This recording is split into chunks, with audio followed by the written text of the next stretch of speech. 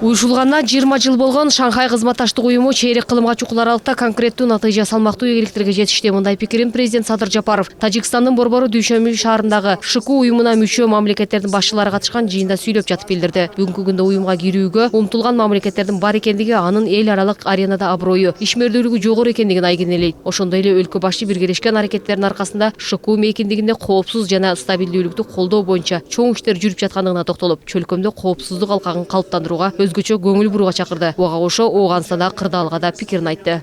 С учетом последних событий в Афганистане, Кыргызстан эң эле көп жабыркаган афган калкынында, регион жана эл аралык коомчулуктун кызыкчылыгында да Ооганстанда аскердик конфликттин токтошун жана тынчтык, бейпилдик жана стабилдүүлүктүн орношун жактайт. Биз Афганистандын элине гуманитардык жардам жөнөтүүгө даярдыгыбызды билдиребиз.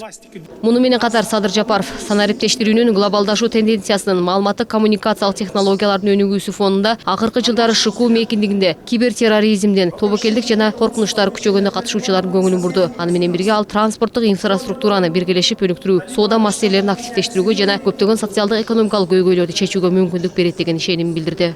что утверждаемый сегодня план Пандемия шартында ошондой эле кабыл алынган карантиндик чаралардын натыйжасында авто жүк ташуулар чектелүү болуп калды. Андыктан эң ишенимдүү транспорттук жол бул темир жолу. Кыргызстан, Кытай, Кыргызстан, Өзбекстан темир жолунун курулушунун долбоорун тез арада практикалык ишке ашуусун көздөйт. Ал региондун транзиттик потенциалын толук кандуу ачууга маанилүү жана конкреттүү кадам болуп, жана деңиз портторуна чыгууга мүмкүндүк берет.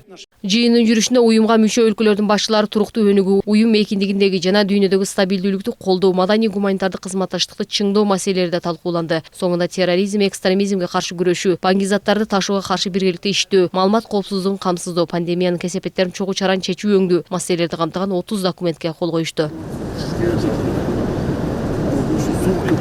Дүйшөмбүдөгү ШКУ саммитине Кыргызстан, Индия, Казакстан, Кытай, Орусия, Өзбекстан жана Тажикстандын мамлекет башчылары катышса, байкоочу макамы бар мамлекеттер катары Беларусь, Иран, Монголия жана Ирандын лидерлери да кеңешмеге келишкен. Ошондой эле Түркмөнстандын президенти Курбангулы Бердимухамедов ардактуу конок катары катышты. Шекер Сатыбалдиев, Алтынбек Сакиев, Нью ТВ.